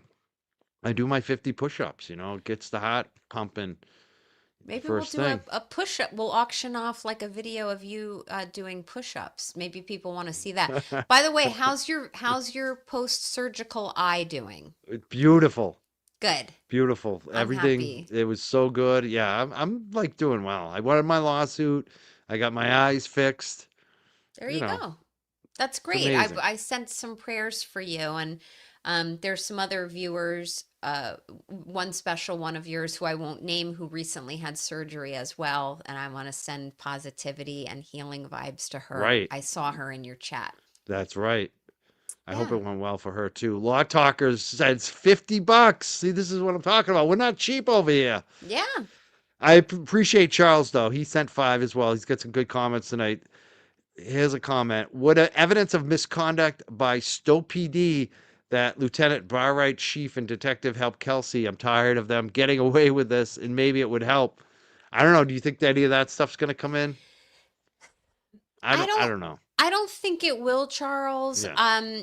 It's going to have to take some strong arguments from Bradle to let that come in. I don't know. And honestly, it goes back to what I said about a bench trial. Sometimes judges really approach issues, whether it's at trial decision making or pre-trial motion decision making.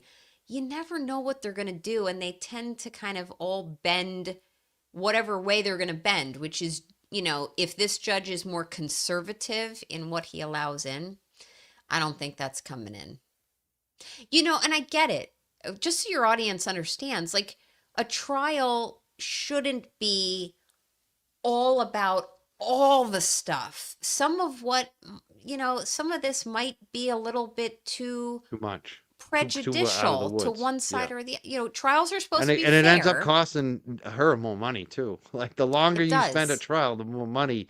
So like that's a lot of times too. Like with my attorney for my civil case, I was like giving him all this stuff, and he's like, Mike, at this point for the dismissal, we just need this. Like we Yes. don't need to do the whole case, because if we can just get it thrown out on this basic shit, like Mm-hmm. why go there? Why waste more money on it? When you don't need to. So I agree. that's what the defense is always going to think about too.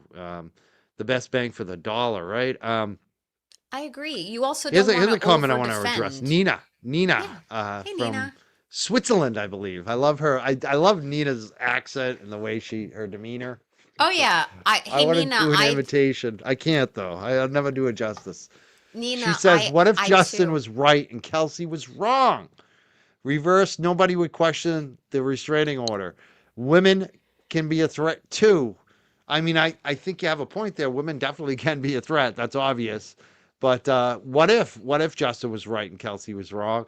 Well, I think it will come out So, in the court case, right? In the trial. I think that's what the trial's for. What do you think, Nan?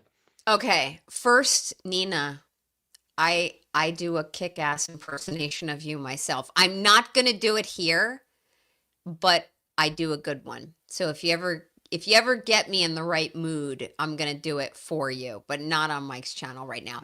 And I see what you're doing. You're playing devil's advocate here. You're right. What if he was right and Kelsey was wrong? So I definitely think that women can be a threat. We don't know what happened.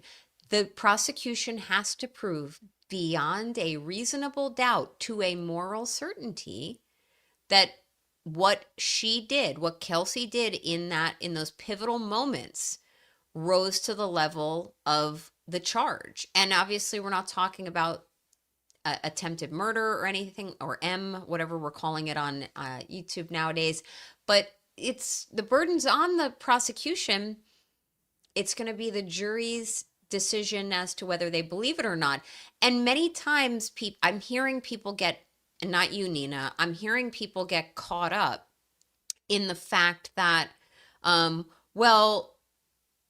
Kelsey wouldn't have drawn this weapon and pointed it at Noonan.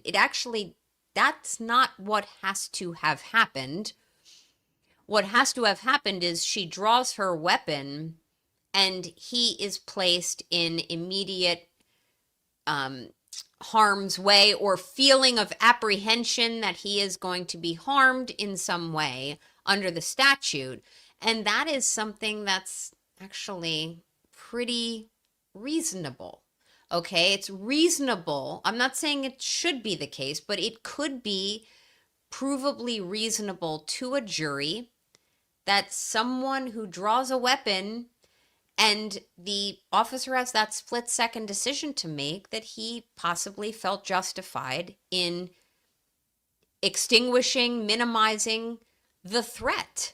So a lot's going to depend on how the witnesses testify, their credibility, how the lawyers present this testimony, whether they come across credibly and likably to the attorney, and to the jury. And we're in a position now where it's all going to depend on a number of different ways to present this evidence. And that's why I do feel that Justin's and possibly Noonan's level of credibility are going to be so relevant. I truly hope that the judge understands that. And I'm assuming when I make these statements that there's going to be a jury trial. I do not think this should be a bench. I don't. I think you're right. I think that Newt, and especially Justin, are going to be put. There you are. I couldn't hear you. They're going to be.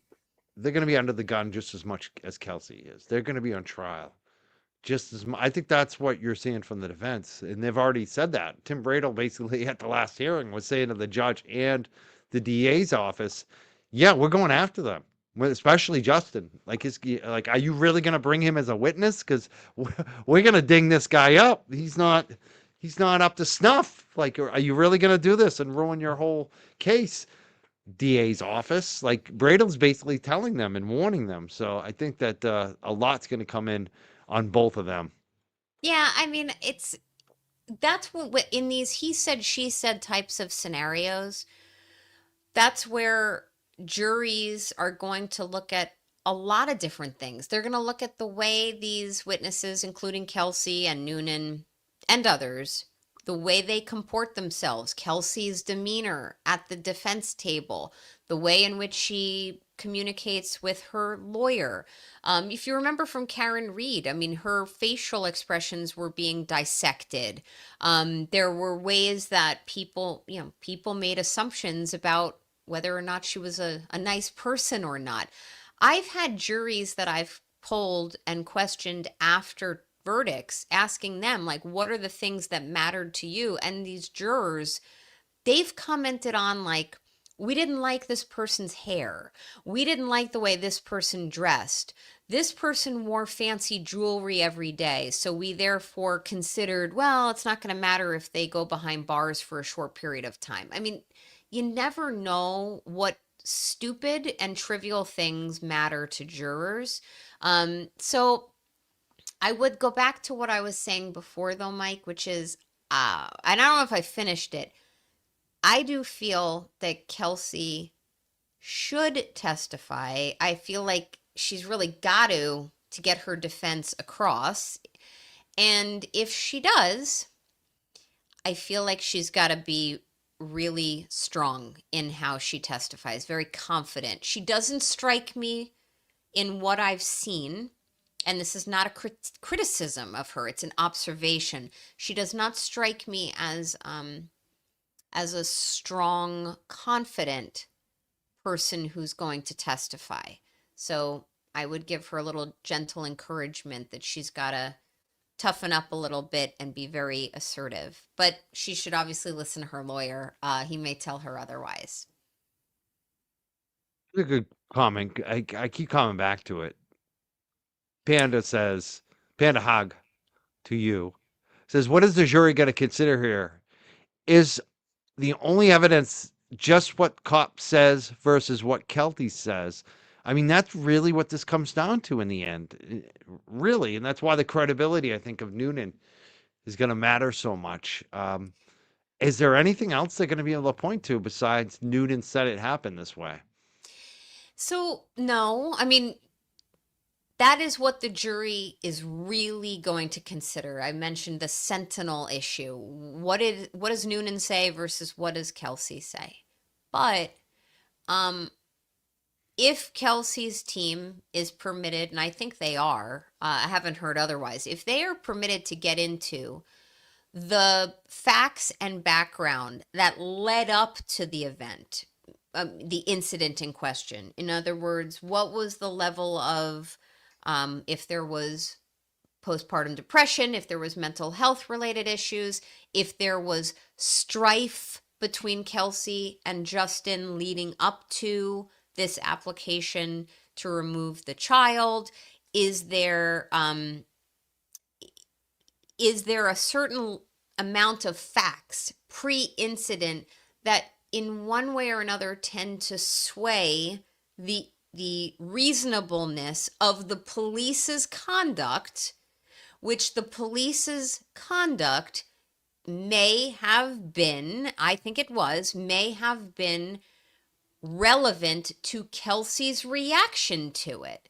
So when you look at things like that, that there's a cause and an effect, that all of those pre-incident activities and occurrences and the temperature of things between Kelsey and baby's father and child, those precipitated the decisions to send the police there, which police they sent, how they entered the residence, what decisions they did or did not make when on site. For example, failure to secure the weapons before the events in question happened. That's relevant. So to answer your question, I forget who asked it. I would definitely say these are things that I believe a jury should consider and a judge should allow a jury to consider. Yeah, there's a lot about this is an interesting comment. And I think they're on to something. It makes 0927 says talk is the fight at the bachelor party that they went to. He wanted to do something and she didn't want him to, and that's how the fight happened. It could be, I mean, there's some smoke around that bachelor party, bachelorette, whatever you call it, Jack and Jill. That's going to come into play. It's going to be again, and I think another he said, she said about what actually happened there. So we'll see. We'll see. I think there's going to be a lot of things like that that come into play. Yeah, I mean, I ahead. agree. No, I agree. I just, for everyone who rightfully is saying he said, she said, just note my opinion that for she to say it, Kelsey's going to have to testify. I mean, I don't see, even though there's hearsay exception for a party defendant or a party opponent, meaning hearsay statements can come into court when others testify about Kelsey's statements. Others can say, well, Kelsey's the defendant and I'm going to come in and testify about things she said. That's an exception to hearsay, which hearsay is generally not allowed at the time of trial. But Kelsey is really going to be the only person who can come in and talk about whether she had issue with that bachelor party, whether she had issue with anything Justin was doing before the incident, whether she did or did not draw her weapon intending to harm Noonan or intending to cause imminent apprehension of bodily harm to him. I think she's the only person who can effectively broadcast that to a jury. Jay Brill has brought up an incident that happened with her and Noonan prior to this, this whole Mm, thing with Kelsey being shot, where a mother and a child, we know what happened, a nine yep. month old baby, basically. Um, Yeah. do you think that should come up? Do you think the defense is going to bring that up? Because I know it's like, it seems like maybe not, but should they even bring that up? Should they bring that up I in think her it should. defense? I think they should. So I don't know if the judge will allow it because it's somewhat what I say is once removed. It arguably isn't relevant. Okay. But the argument I would make to a judge is it absolutely is relevant because Noonan therefore should have known and reasonably should have known that what happened, whatever it is, a year and a half earlier, this other incident, um, really, I don't even think it was a year and a half earlier, but maybe I thought I heard Kelsey. Oh, I guess it would make sense. I heard Kelsey was pregnant at the time of that other incident. But I would be telling a judge, like, look, Noonan should have known because he observed it. She was completely traumatized by that event. That hit her hard because of her own personal status as an expectant mother. And therefore, because it triggered her or so deeply from Noonan's observation affected her, and Kelsey's going to have to testify about that, by the way, then therefore, more reasonable measures should have been taken by law enforcement when approaching the residence to take the child for his own safety and frankly for Kelsey's safety as well. That because of what happened in the past, recent past, should therefore have caused a different set of ways to approach the date in question and incident in question. I don't know what this judge is going to do on that. I don't know if there was an application for the judge to do something on that. If there isn't, there should be. That is not, in my opinion, a decision that should be made at the time of trial as to whether it comes in. I've not studied the in limine motions. I'm not licensed in Massachusetts, so I don't have access to the docket. But what I can tell you is that's an important foundational fact that I think a jury should hear about. And that's where good lawyering would promote resolving the issue well ahead of time and before the time of trial. Got a comment from Simon. Says, could this ruin both their careers? Not up to speed on this case. Melanie Little do it on her show. I would say it already has harmed both of their careers, Yeah, especially Kelsey. She might have a shot at getting it back, but I think it's a very long shot. And Justin too. I think it's actually going to ruin both of their careers. Yes. What do you think on this? Do you think they have? Who do you think has the best chance of keeping their career? Let's put it I that way. think I think everybody truly is redeemable. This is a hotly emotionally charged issue. Or charged, as you guys say up in New England. It's emotionally charged. So when I look at the facts and I look at all the things that are coming back and forth in and being strewn about on social media and online about the fact pattern, I say to myself, you know what? She likely, and I believe she did, but she likely suffered from a postpartum mental health issue. She probably now has a compounded mental health strain and or depression, if not diagnosing her, but she's doesn't have access to her son. But her actions may just have been that emotionally charged at the time. Everybody's redeemable. It sure sounds like, regardless of decisions she made or fact pattern involving wanting to harm oneself or a child, if that's true, doesn't mean she's not a good cop. Doesn't mean she's not able to resurrect and turn things around. Everybody can seek treatment and second chances.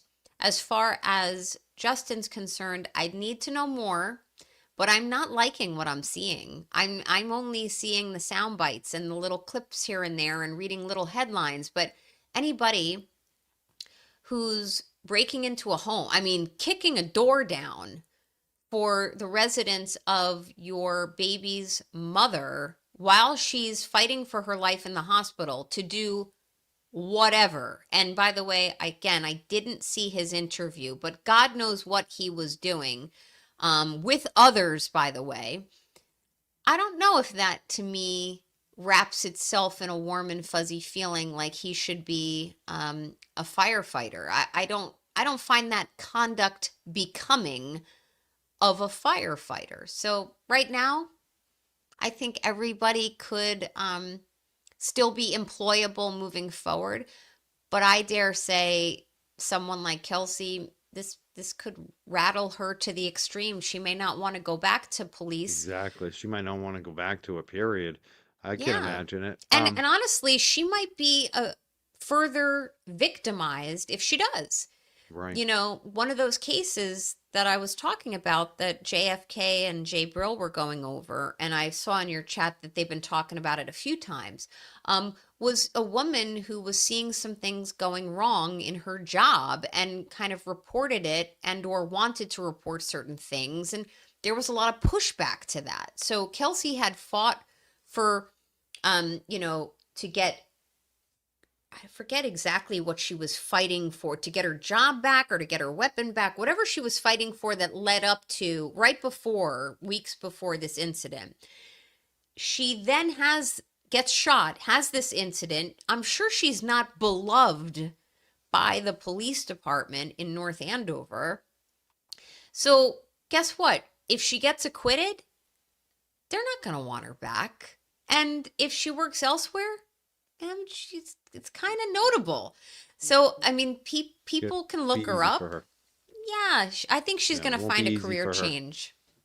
Megan, not the Stallion, says the issue is not whether he felt that she was assaulting him, because he isn't on trial. The issue is Kelsey's intent. I disagree. But I think that intent is going to be really hard, especially when you don't even know what she did. Like, what do you think on that, Nan? So admittedly, Megan, I don't have the statute in front of me, but what I can tell you is his perception matters. So whether Kelsey had the intent, which maybe she did, maybe she didn't. She's presumably going to maintain she did not. But if he was placed in a position of immediate apprehension of bodily harm, that also is part and parcel of that statute. It's not, as far as I see it, and I'm always happy to admit when I am wrong, I see that her intent and his perception both matter. So we'll see what happens. Totally. And it's going to kind of depend on the way the jury charges read, which I have not yet read the charge, that the standard charge for this crime up in Massachusetts, but I'm sure we will before the charge conference. Yeah, totally. Yeah. It's going to be, this is going to be an interesting case. It's going to come up, it looks like the first week in April. Pretty soon they're going to be doing jury selection at the end of this month, and we'll see what happens. Hopper is very happy. She said, Hopper says, thanks for your legal expertise, Nan. You always help me understand the different angles in the cases you cover. And I think you bring a good perspective too, like about, especially like the big point I think I've heard you drive home tonight, which I really wasn't thinking about. And I just assumed that she wouldn't testify, but you really think it benefits her to testify. And I get why, because it's he versus she. And if she doesn't speak, then people are just going to listen to one side. So I think you have a really good point, especially on this one where it's so, like I said, it's he versus her. It's two people. This is what it's going to come down to. It's going to, who do you believe? I mean, think about this, Mike. Even if people come in on her behalf and testify about statements that Kelsey, has made, that again, that's not hearsay. It's an exception to hearsay. It comes into evidence. When you're a jury, or even when you're a judge doing a bench trial, when Kelsey, whose opinion matters, what she felt at that moment, what she felt, her walls crashing in around her, she was going to lose her son. She might have known a bunch of, pardon my French, fuckery that was going on with Justin, whether it was related to the bachelor party or any other drama between them. if Kelsey is not the person who affirmatively comes forward and tells her story, people are going to draw adverse or negative inferences from that. And I do not want people to mistake me for saying that a defendant always has to testify on their behalf. There are times when it's really beneficial to just put that burden where it is constitutionally supposed to stay on the prosecution to prove beyond a reasonable doubt. But when her perceptions matter, she's got to testify. I don't see it any other way. I will be shocked if she does not, and I will not be quiet about it. So I think she's gotta. And I want to hear from her because I think a lot of other constituents up in Massachusetts who feel that there's corruption and some type of unlawful subplot going on and bullshit with Justin and his family and ill motives and what's all behind this. We all are watching, and people nationally are picking up on this case. So let's hear her story. I don't think it's going to backfire for her, although candidly, I don't know if she's going to be acquitted. We're going to have to see. This is going to be decided by probably a jury or a judge, one way or the other. JFK Show Off says, Nan, you are so on point tonight. Focused. I love to see it. I love to see it too. This is why I knew you would be tonight. Like, Thanks. Thank you. Thanks, JFK, too. I appreciate that. I'm hyper caffeinated. I'm still drinking coffee at 6:49 p.m. So me too. This is what I've corrupted you. I've corrupted that's you. That's late for me. Me too. Normally I But can't this drink. This is my life now. Like, oh man, you know, normally, I do the morning coffee and then I do the stream coffee. I always feel jealous when I'm watching JFK and the guys drinking coffee at like 2 in the morning. They have their like Dunkin' Donuts cup. I got the coffee mug. I do the Nespresso. I don't like to go out of the house if I don't have to. I think that's fair, but for me, I'm going to be wide awake later. It's unbelievable. So we'll see. Maybe there'll be some late night shows for me to watch. Let me ask you this question. This is maybe a good one to end it on. We have like 11 minutes left because we're going to go to the Canton Select Board at 7. But this has come up a lot tonight, and it's like a lot of the last hearing felt like it was about custody of Caden, about just even getting visitation. I think that's one of the things that bugs a lot of us the most. Even if you're like Nina and you're still questioning whether Kelsey did it, I think even Nina would admit that the fact that Kelsey hasn't been able to see that baby, even supervised, even just to hold the baby for 5 minutes, like that seems problematic. And it seemed like a lot of the last hearing was about Bradel trying to set it up so Kelsey could take steps back to get maybe custody of her baby again, or even, like I said, supervised visits. I know there's going to be a lot more upcoming in the family court, and I know that's coming up this month too. So there's going to be a lot more happening there. And we saw Kelsey for the first time really smile in court. She was trying to hold it back when they basically let her move out of her mom's house, which is the first steps to her being able to have some type of supervised visits with her son. What do you think about all of that? The visitation, even the grandparents don't get to see the baby. I think that's really wrong. But even mom should be able to hold the baby. Like, I don't get that part. What do you think about the visitation? How difficult do you think it will be for her to get any type of visitation? What do you think? Is this helping her? It seemed like Bradel was helping her on this. Yeah, I mean, the fact that visitation or custody or anything related to Kelsey and her son, that is completely intertwined with what's going on at the criminal level.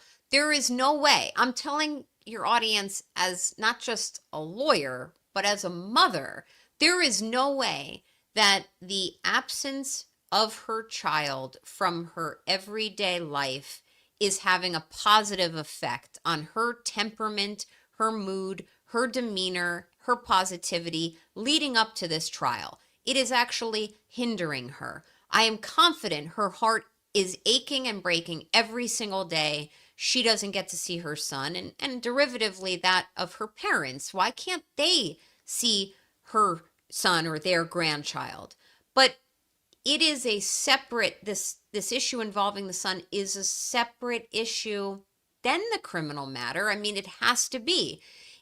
While it was involved, well, whether his well-being was in harm's way or being jeopardized, it was involved in the fact pattern leading up to the incident in question, but that's where its relevance kind of ends. Someone in your chat said, do I think something to the effect of, do I think this could all kind of be resolved at the probate level involving the family, the domestic law level for the custody of the child? That's a bet. There you go. Can it be removed from criminal court and settled or mediated in the best interest of the family?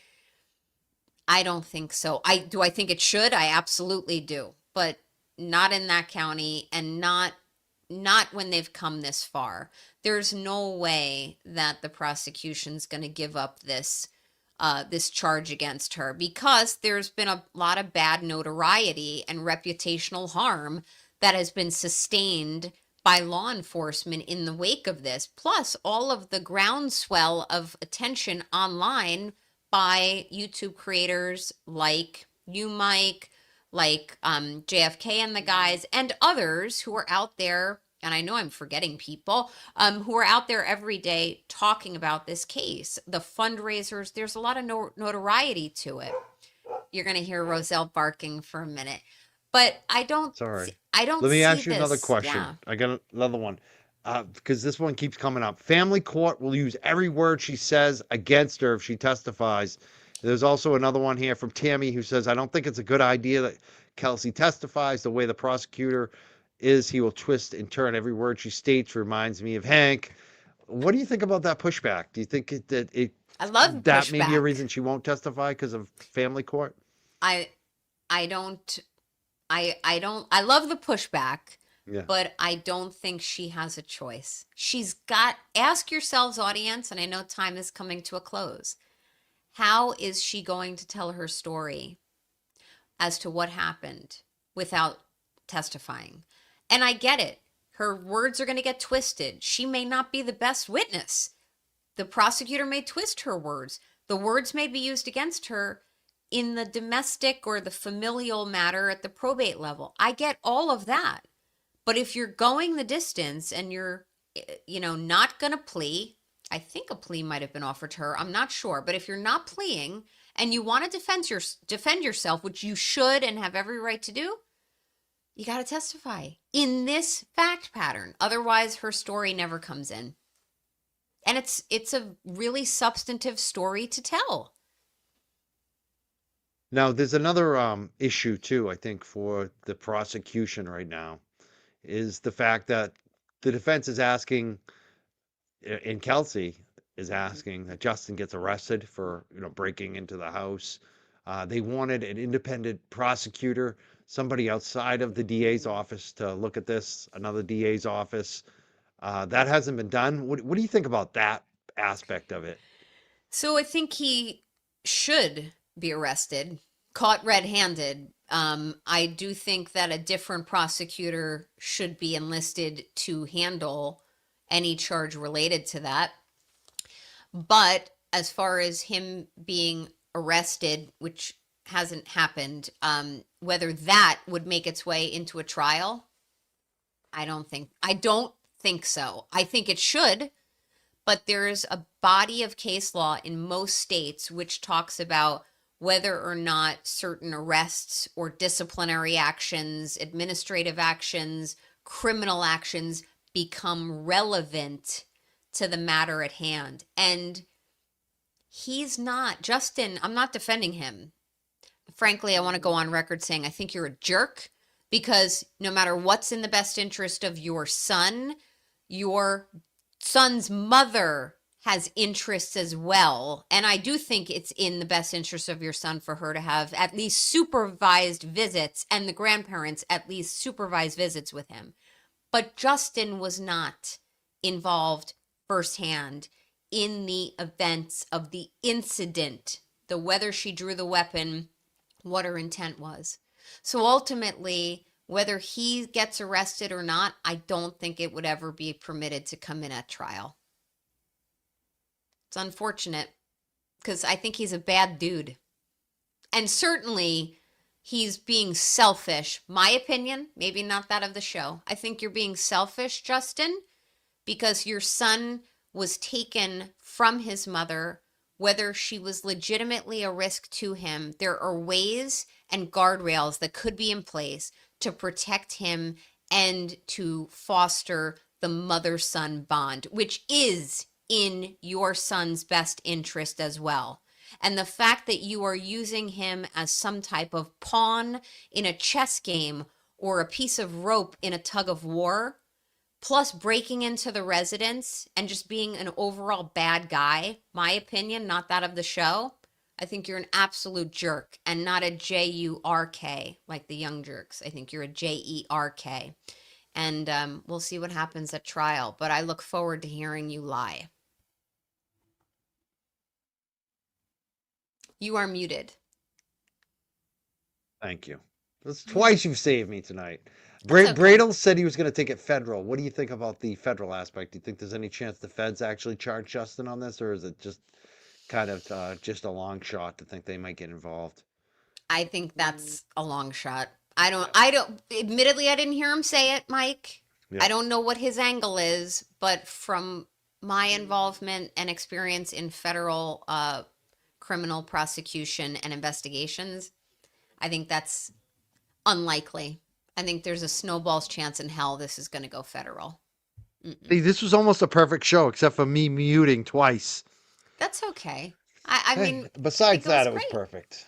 It was great to be We've had here. a great time. We're at 6:59. Promote yourself. Make sure, because we got 1 minute left. Any last words, promotion you want to? LaFerio on Twitter, X? Yep, LaFerio on X, and that's it. I have no promotions. If anyone wants to hear an opinionated girl, a woman, old woman, as most people would say, from New Jersey and New York with 25 years. Old. You ain't old. I'm old. You ain't old. You're younger than me, so you're a kid to me. You're just a kid. I turned the big 50 at Christmas time, this past Christmas. But anyway, I feel young at heart. What I can tell your audience is, if you want the unvarnished truth with a little bit of snark, please feel free to follow me. Well, here's the last bit of snark, because Sarah, my main mod, who's always gives me the little digs. I love her. She's the best. She really has my best interest. She really, I love her. like, she's a really good friend. I like her a lot. And she says Mike doesn't want his 10 show plaque, apparently. Do you think I'll ever get there, Nan? Do you think I'll ever have 10 shows in a row that are perfect? We were trying for this for the longest time. No, but you know what, Mike? There's ebbs and flows, peaks and troughs. Okay, not every show is going to be a slam dunk, and not everything. And I know you don't feel this way, but not everything is about clicks and views and numbers of subscribers. If I had my own channel and I was a content creator, I would be more interested in and sleep better at night if I had valued subscribers who were interested in my content, whether I had the hugest audience or not. I would want people who wanted to be there and were not interested in all the drama or afraid to tell me that they didn't like me. So it's better to have a small, close-knit group of followers and subscribers and interested viewers. And I think in that regard, you're succeeding, and you're succeeding in life. And I'm very proud the to call guests you a too. friend. That's the other thing that keeps me happy too. Is like, if I have good discussions and good content that I like, that I'm interested in, that I'm proud of, the guests like you, that's what, besides the audience of the community, like that's why I feel like I'm doing great right now, because I got a great community. It may be smaller, but I know who they are, and they're nice people. Like I said, we read books. We like to read the books. Like, and I love our guests. So I want to thank you for being one of the best guests here. And I look forward to having you back on the show, Nan Gallagher. Thank you so much for being here tonight. Good night. Thanks, Mike. I'll see everyone around, and good luck Thank you, to everybody. That is Nan Gallagher. We're the Young Jerks. The Can't Select Board is starting. I got it going on in my ear right now. You might hear it. I want to thank all the super chats. I think I got you all on the screen. Thank everybody who gave a super chat tonight. Thank you, everybody. I want to thank you all. I'll see you over at the Canton Select Board. Have a great night, everyone. Thank you so much to Attorney Nan Gallagher. Thank you to my mods. Thank you to all the super chatters. Thank you, everyone, for all the questions and comments tonight. You're the best. I'll see you over at the Canton Select Board. Follow us over there. We're going to be live streaming it right now.